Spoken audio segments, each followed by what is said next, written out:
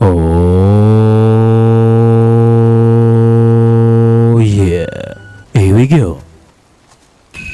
Help! Help! Help me! Help!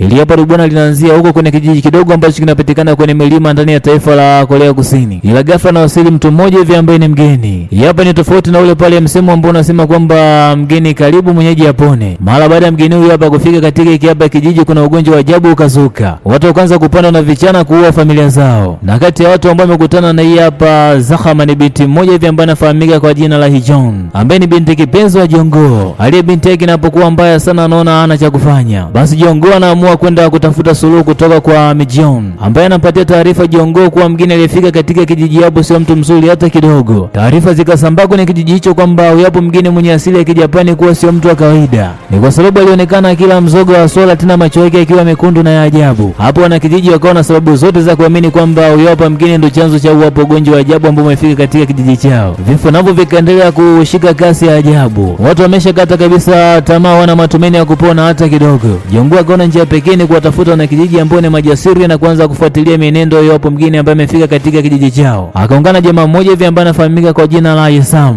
Wakaenda kuchunguza kwenye nyumba ambayo anaishi huyo mgeni. Wanapofika tu ndani wanakutana na kilinge kimoja hivi ambacho kina picha za wanakijiji wote ambao walishagapoteza maisha. Lakini pia ndani wanakutana na kiatu cha binti mmoja hivi ambaye anaitwa Yojin. Hali ya Yojin inazidi kuwa mbaya zaidi na Jongo anaamua kumfuata mgeni huyo hapo na kumwambia kwamba aondoke kwenye kijiji hicho hapo. Lakini wanashangaa kumkuta mbuzi aliyekufa ametundikwa katika lango la kuingilia kwenye kijiji hicho. Hali jinsi inavyoonekana na kuendelea, inaonekana kabisa kwamba mambo yanazidi kuwa mabaya zaidi. Ni kwa sababu watu wanazidi tu kuendelea kupukutika kizembe tu bila msaada wote ule. Akapatikana mganga mmoja wa kienyeji ambaye anaitwa Eligwang, ambaye pia anaonyesha usosi wake kwa huyo mgeni ambaye amefika, inaonyesha ujio wake wa kuwa na baraka hata kidogo. Na alitumia nafasi hiyo hapo kuingia kwenye kijiji hicho hapo ili kuua na kijiji wote. Mganga wa kienyeji Keiichi Doctor akaingia kazini na kuanza kufanya tambiko lake maalum la kuondoa roho chafu ambazo zimekuja sambamba na huyo mgeni. Lakini wakati tambiko hilo hapo linaendelea, bwana Jongo akafika na kulistopisha. Akambeba binti yake na kumpeleka hospitali kwenda kutibiwa. Siku inayofuata Jongo akiwa pamoja na wanakijiji wengine wakawa nafikiria namna ambao wanaweza wakafanya. Wakaona wakiendelea kusuluhisha ile hapo swala kwa namna ya demokrasia inaweza kupoteza wanakijiji wote. Basi wakaamua kuingia msituni na kuanza kumtafuta huyo mgeni ambaye amefika katika hicho kijiji. Lakini wakiwa katika harakati hizo hapo za kumsaka huyo mgeni, wakashangaa wanavamiwa na maiti ambayo ina mfano fulani hivi kama zombi. Lakini hapo maiti haikuwazuia wao kuweza kumfikia huyo mgeni kwa sababu bado alikuwa na mnaye sana waweza kumpata na kumdedisha. Na pale ambapo wanafanikiwa kutoa huyo mgeni huyo, hali ya binti ambaye anafahamika kwa jina la Eugene nazidi kuwa nzuri zaidi na kurudi katika hali ya kawaida kama ambayo ilikuwa nayo mwanzo. Wakiwa nadhania kwamba wameshatibu tatizo, kumbe ndio kwanza wamerudi kwenye namba moja. Lakini baadaye mganga kienyeji anashtukia na kufahamu kwamba mtu ambaye amehusika na haya matatizo wala si yule pale mgeni ambaye amefika kwenye kijiji ambaye tayari wameshamdidisha, bali ni huyu hapa jamaa ambaye anafahamika kwa jina la Myong.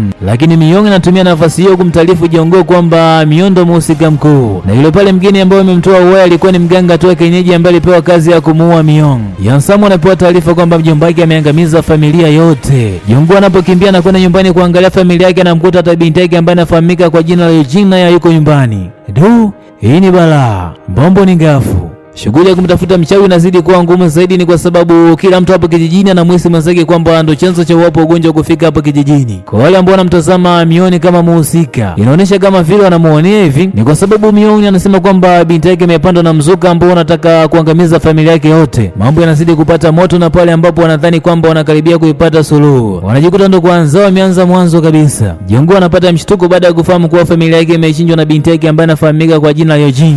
Huyo binti yake imemuua mkewe pamoja na mama mkwe, na punde kidogo tu Jongo anavamiwa na binti yake na kuuawa. Na mwishoni kabisa mgeni ambaye amekuja na ugonjwa wa ajabu katika kijiji hicho anaonekana akimpiga picha ya Nsam, na baadaye anajionyesha wazi kabisa kwamba ndio mhusika wa kila kitu ambacho kimetokea kwenye hicho hapo kijiji. Mganga wa kienyeji anarejea akiwa na kamera mkononi, anakuta familia ya Jongo yote imeteketea, imededi kinyama balaa. Mganga wa kienyeji ambacho anakifanya ni kupiga picha ile pale mili na kuingia kwenye gari lake. Akiwa ndani ya hiyo hapo gari akachukua kiboksi fulani hivi ambacho ndani yake kuna picha za familia zingine ambazo zilikutwa na zahama ya kifo. Ili hapo bwana, kama ni mwoga basi sio vyema sana kutazama nyakati za usiku, lakini kama hapa ni mzee wa roho ngumu vita, basi ili hapo bwana litakufaa sana kutazama mida fulani vya usiku afu umefunga mlango na kuzima taa. Na hapo na mwisho kabisa bwana letu ili hapa